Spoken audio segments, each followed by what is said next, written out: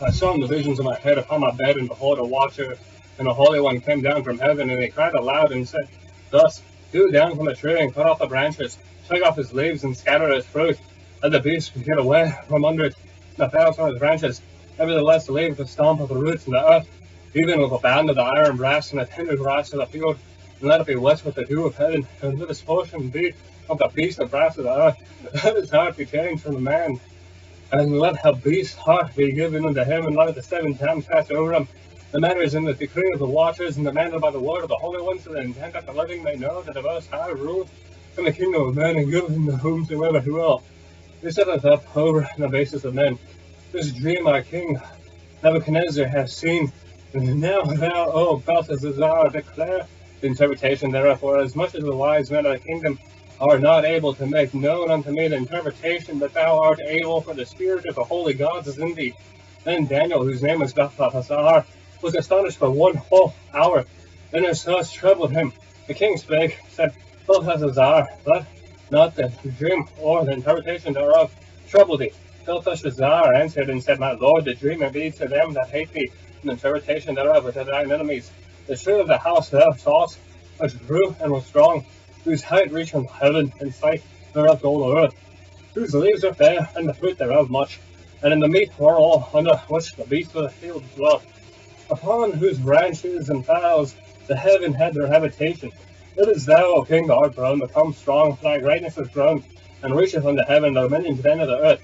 And as the king saw a watcher and the Holy One coming down from heaven, and saying, Hew tree down, destroy it, leave the stump of the roots thereof in the earth, even a band of iron brass and the tender grass of the field, let it be wet with the dew of heaven.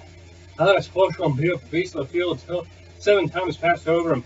This is an interpretation, O king. This is the decree of the Most High, which is come upon my lord the king, that they shall drive thee from men, and the dwelling place shall be in the beasts of the field, and they shall make thee to eat grass as oxen, and they shall wet thee with the dew of heaven.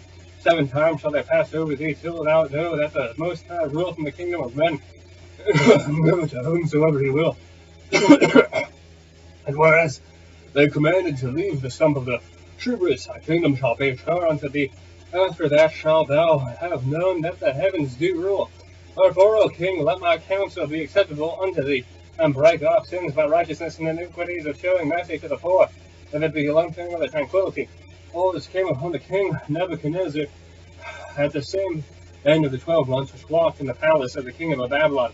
The king spake and said, It is not great Babylon, and I built for the house of the kingdom by the might of my power, and for the honor of my majesty. While the word was in the king's mouth, there fell a voice from heaven, saying, O king Nebuchadnezzar, to thee and spoke, and the kingdom is departed from thee, and they shall drive thee from men, and they shall dwell from the beasts of the field. They shall make thee to eat grass as oxen, and 7 times shall pass over thee, until thou know that the Most High ruleth in the kingdom of men, and is given to whomsoever he will. And the same hour was thing fulfilled upon Nebuchadnezzar, who was driven from men, and did eat grass of oxen, and his body was wet with the dew of heaven, till his hairs were grown like eagle's feathers, and his nails like birds' claws.